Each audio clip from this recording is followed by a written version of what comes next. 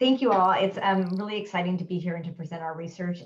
We're really excited about the study, specifically because we've been able to work with two amazing students for about almost 2 years now, developing the study. And we're excited to share some of the results. And then we're going to spend some time at the end brainstorming and getting your feedback and kind of be prepared to jump into some breakout rooms in about 20 minutes or so.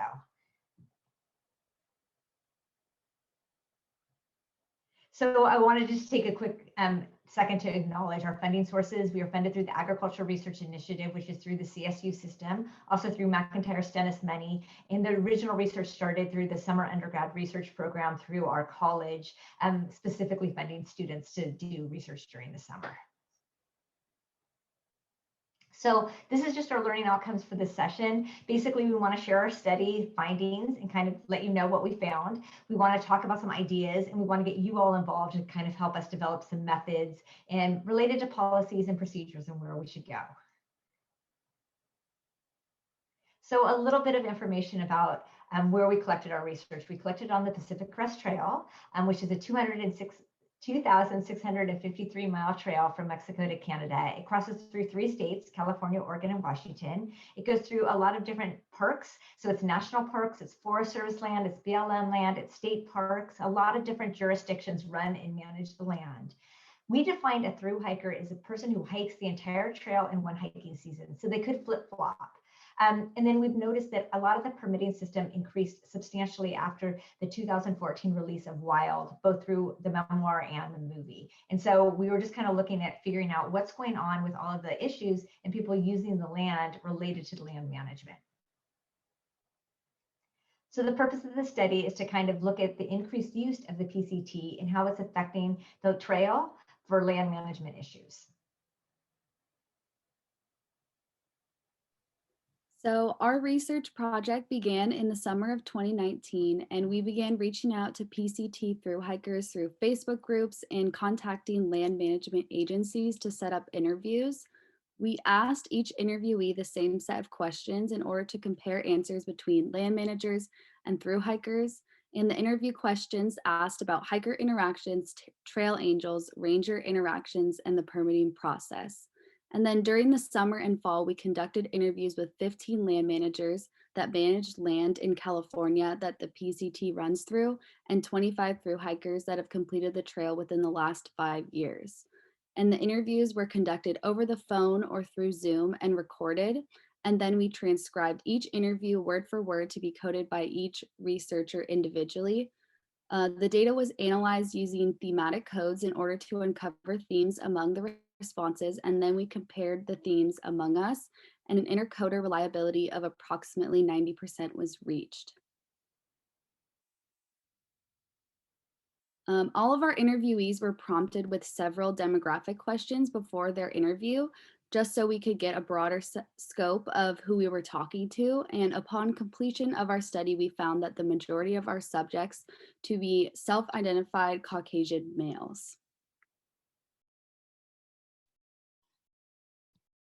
Okay, so moving into some of the results of our study, we broke down our findings into 3 sections, being education, technology, and communication. And we're going to further dive into these subjects on the following slides. So first and foremost, we're going to discuss a little bit of the education theme.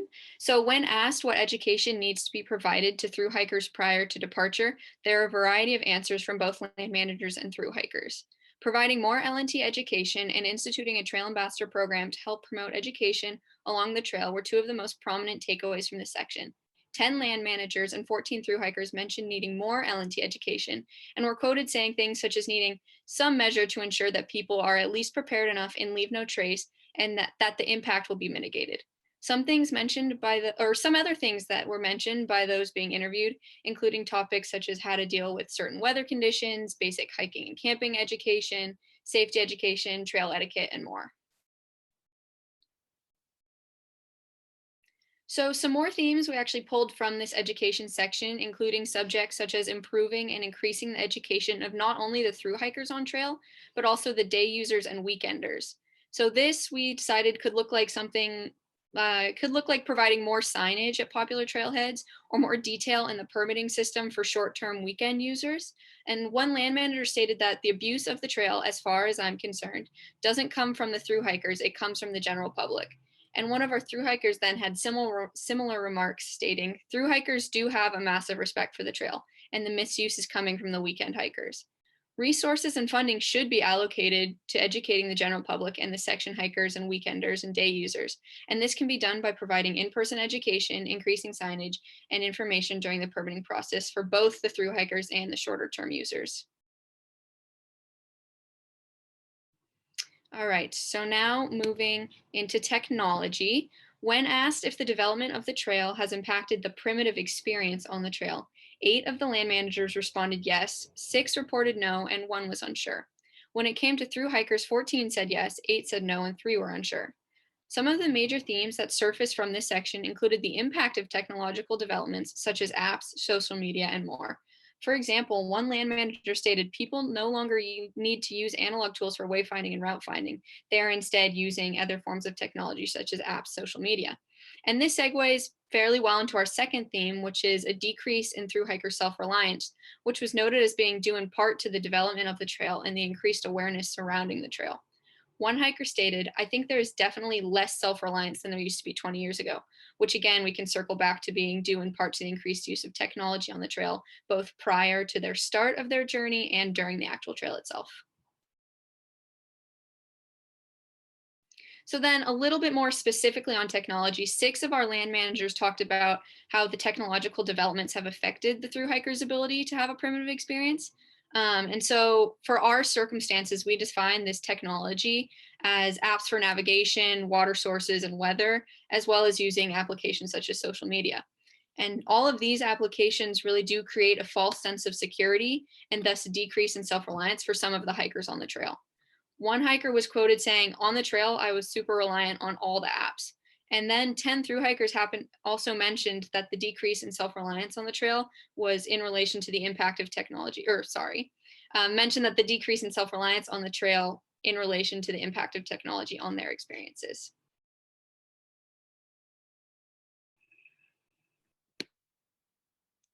So our last theme that emerged from responses was communication between land managers and thru hikers. We asked research participants, how frequently does one encounter rangers?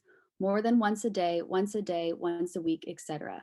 6 land managers stated that hiker and ranger interactions vary along the trail, and one land manager stated that interaction depends on where the trail is traveling through, resources of the underlying land management agency, and if they have a ranger program and how well staffed it is, as well as the resources of the PCTA. 4 land managers stated that thru hikers will come into contact with rangers once every few weeks. On the other hand, 17 thru hikers answered that they rarely came into contact with rangers on the trail, and 5 stated that they would come into contact with rangers every few months. One thru hiker stated, I don't recall seeing a lot of other rangers on the trails. They weren't, as far as I could tell, they weren't really prevalent out there. Both hikers and land managers reported that they wished there were more frequent, clear, and consistent communication between thru hikers and land managers. Thru hikers seek an increase in communication before their thru hike and while on trail. One thru hiker suggested drip feeding information via email before their thru hike to get them excited, but then also help kind of reinforce the message that the PCT and trail managers want anyway. This could be done in the form of email, social media, and location-specific apps. So now that we have discussed some of the themes that emerged during this research, we are now going to segue and discuss ways to apply these results and to provide guidance on how to best manage and sustain the land and thru hike experience. First, we are going to share what we have discussed and come up with, and then at the end of the presentation, we are going to give you all the opportunity to discuss and pitch in any ideas you might have. Okay, so some of the big takeaways from this study are the need for more in-person education. So a lot of it, prior to doing the through hike, the PCT hikers have to take a bunch of online courses and modules on leave no trace and backcountry safety and food storage and camping and whatnot. And they're all online modules. And the Leave No Trace Foundation does a pretty good job with this online experience. And Dr. G's students took it a few weeks ago and said that it was pretty effective. But the hikers in this study were pretty clear and adamant that learning in person was much more effective for their education and knowledge about being on the trail and being safe and following L&T principles. So we have a few more suggestions to that end. Okay, so we suggest kind of micro or mini place-based education. So a lot of you are outdoor educators and you know what place-based education is. And it's usually, I'm going to read a definition actually for you. An approach to learning that takes advantage of geography to create authentic, meaningful, and engaging personalized learning for students. And it's usually something that's part of a larger curriculum where you perhaps do some in-class kind of lecture and textbook kind of reading, but then you eventually go out into the field and practice what you just learned in a real actual location out in the grass or the mountains or the animals or whatever. So we're suggesting kind of mini place-based educations at trailheads or at parks or at schools or at wherever folks like you work to take some of these online modules and just do them in a quick mini application there in person in the field. Because again, these hikers in the study and the land managers talked about how important the in-person place-based education was. So, and actually this was a photo of Scout and Frodo, who are the Southern Terminus trail angels, and they've now retired. So they provided some of the most important and useful education that almost every hiker mentioned how great they were, and they are no longer doing it. So if anybody wants to volunteer at the Southern Terminus, I'm sure hikers would appreciate it. Okay, so a few ways to just do mini place-based education. The Leave No Trace Foundation used to do a lot of in-person presentations, but they are no longer doing that because of COVID. So again, it's really important to see if we can get any volunteers or L&T ambassadors, was something suggested by one of the through hikers, to stand at trailheads or at junctions or kind of anywhere in the backcountry and do a little mini educational sessions on water safety, food storage, putting out your fire, whatever is needed in that area. And then also if you have ambassadors at certain areas, you can make it very context specific and teach people exactly what they need to go, like before they go into the snow or when they're crossing the desert.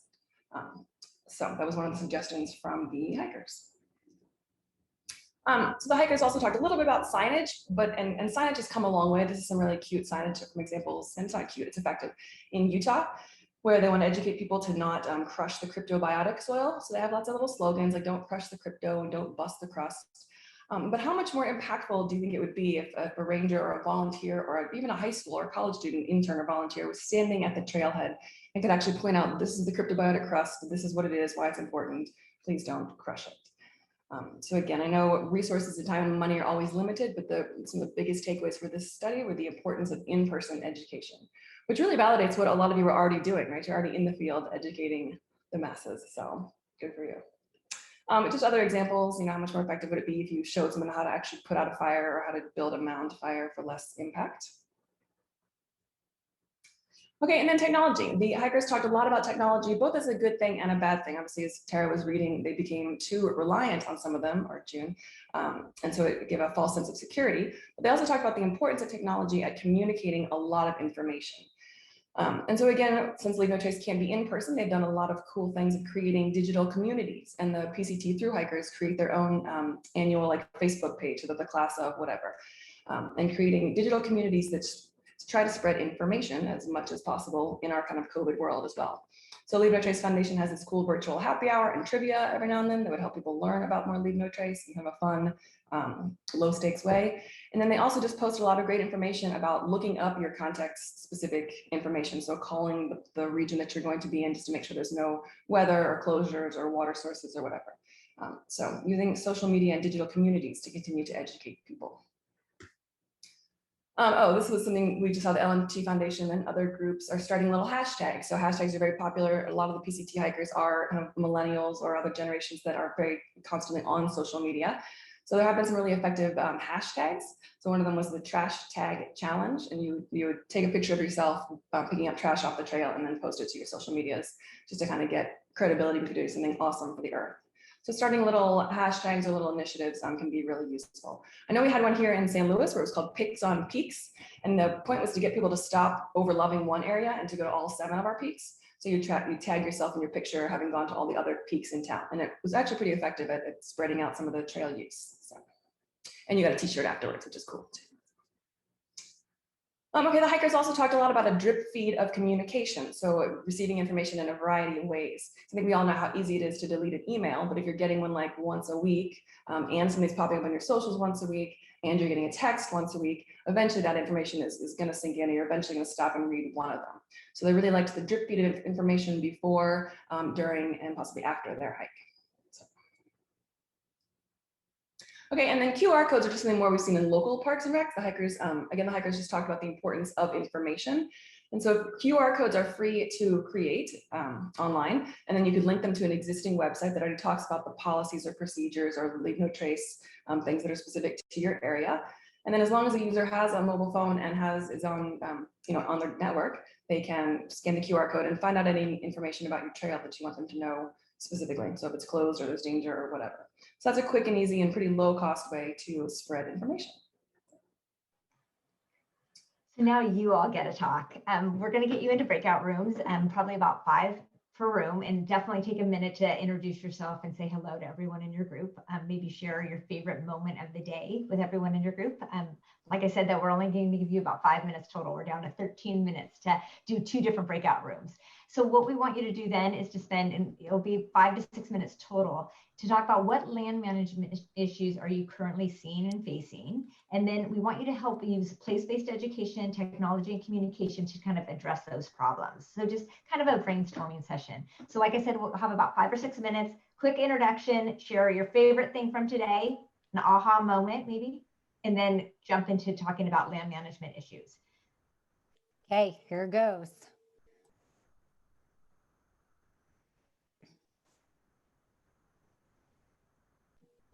You have been invited.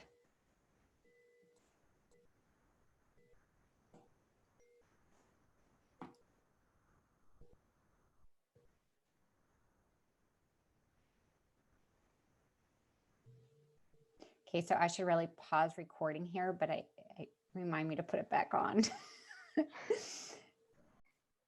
Anya, could you let me know when everyone's back? Yep.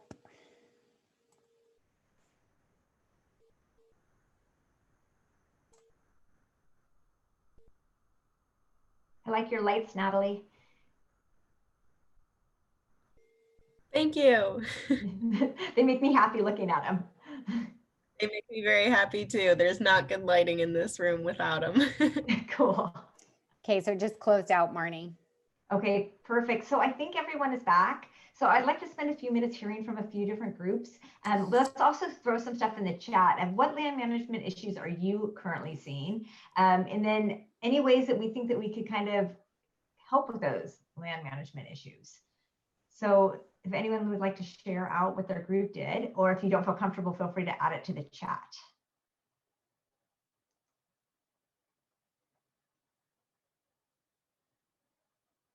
We kind of talked about 2 opposing problems. One being people trying to privatize land so that people can't come onto their trails anymore and stuff like that. And then apps like Strava and stuff like, and heat maps drawing people onto private land or conserved land or something like that to where they really shouldn't be.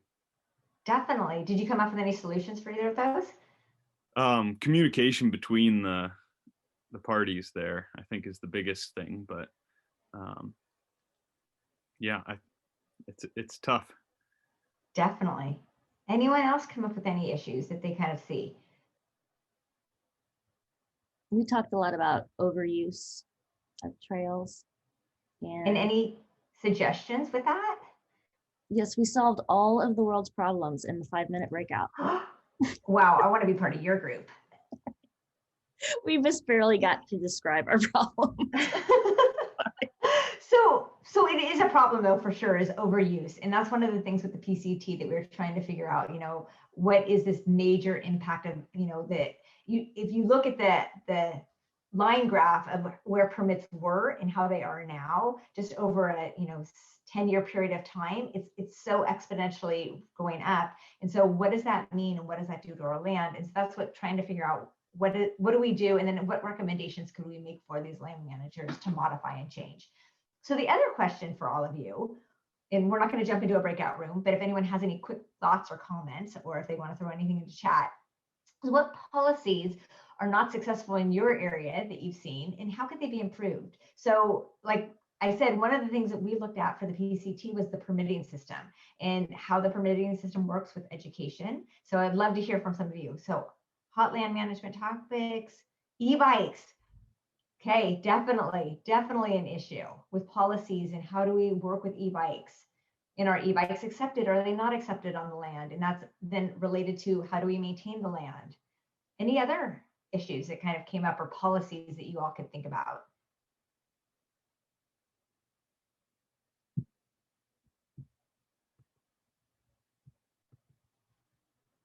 Okay, so we'll just let you ponder it and think about that, okay? Different land management issues and different policies. Awesome, accessibility, drone, oh yeah, drone use is huge, for sure. Any others? If you have any others, feel free to throw them in the chat. What we're gonna do for the next 3 minutes, because that's all we have, is we are gonna go ahead and open it up and see if there's any questions. And Dr. Schwab's gonna move on to the next slide. So we're going to thank you for coming. We really appreciate it. All the pictures actually most of the pictures were taken by our 2 students up on the Pacific Crest Trail in that area. But if any of you have any questions regarding our research or want to ask any of us about that, feel free. So any questions? Was there anyone on the PCTA board that actually was part of your study or that you all sought information from? Tara, you're up. Yes, I interviewed, I believe, one person that worked at the PCTA. Fair, thank you. And the PCTA does know about our research. So I've been talking to Scott, and so we're in contact with them. The original. If there's a way to access the research paper. And I know we have an executive summary, and then Dr. G and Marnie and I are also working on a article for JPRA, but I don't know if we're able to send out the executive summary or Dr. G. Why don't we just share the PowerPoint at this point? But more information will definitely be coming, and we're happy to share that. We just haven't gotten it published yet. How can we get access to this shared thing once it's published? It will be on, well, hopefully, we're going to be submitting it for JPRA in the next 2 weeks. And so hopefully it will be accepted for publication, and then it'll be in that journal.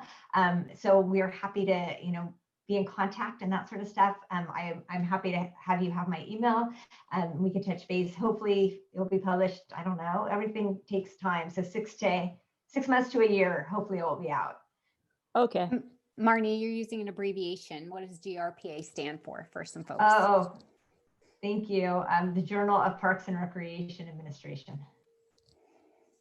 Great.